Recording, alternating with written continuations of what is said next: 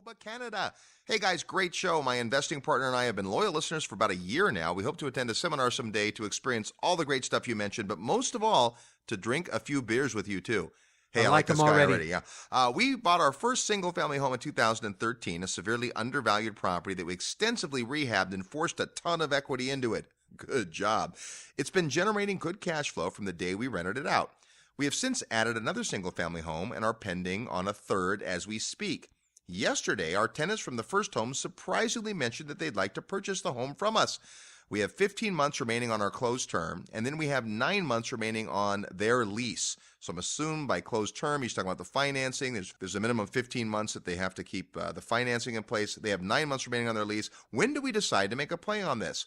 We possibly have the option to port our existing mortgage to a new property. However, that would mean forcing us into a new property search now. We want to avoid payout penalties, but we don't want the tenants to discover another suitable home in the meantime. What do you advise? All right, well, that's a great question, a great situation. The first thing I'll say, and then I know Russ has some thoughts on it, is this. Just because you have a buyer doesn't mean it's time to sell. In the world of real estate, there are times when we have assets that we want to sell, and there's times that we want to buy, and sometimes something happens, like a tenant calls up and says, hey, I'd like to buy the house.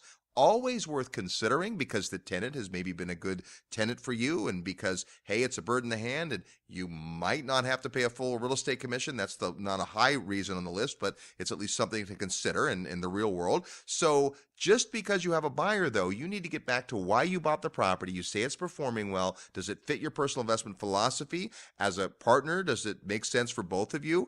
And if your decision is, hey, it might be worth selling this property and getting into something else, now pursue it with the tenant. But just because the tenant says, hey, I want to buy, don't feel the scarcity of, oh, we might lose a good tenant.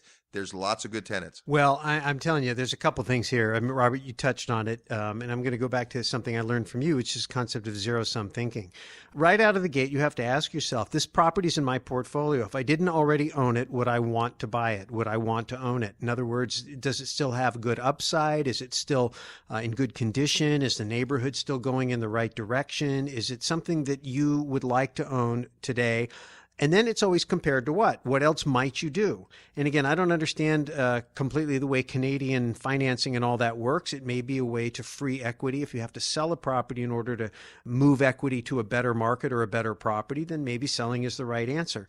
If you have the ability to use a refinance to do that and pull some equity out and keep a property that you would like to keep because you still think it has some life left in it in terms of its financial performance and what's going on in the market, then that would be another way to do it. I think one thing is, if you're in a situation where you are afraid of losing a tenant, you may be in a marketplace where there aren't enough tenants there, and if you have the ability to get out of the property, I would do it. If you have no fear of losing tenants because there's 18 applications waiting to take the property, then you have maybe a different way to play it. So there's some factors to take into consideration, but it starts with, if you didn't already own the property, would you want to buy it? What else might you do with the money if in fact you got it? And how secure do you feel that if you decided to stay, no, you know what, I don't want to sell it right now, that another tenant would come in? And based on all that, I think you'll find your answer. Now, another possibility is you can talk to the tenant right now to say, hey guys, we have 15 months left on this loan. You have 9 months left on your lease. Why don't we enter into agreement right now that 15 months from now, you guys will buy the property?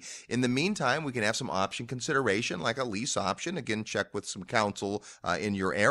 But that might be a way to keep this good tenant in place. They want to buy the property. Maybe they could buy it right now, but if they can't, or if you can't sell it right now, at least have that conversation. At the very least, you might get them to extend the 9 months to the 15 so that it corresponds with the loan. Again, not knowing the rules there, but if you do have some equity in the property, maybe the best investment you could make is carrying back and letting the tenant actually pay you interest, right? I mean, you might say, hey, I can leave my equity there. I end up being able to get a continued stream of income on it from people that I know. They're going to take good care of the property.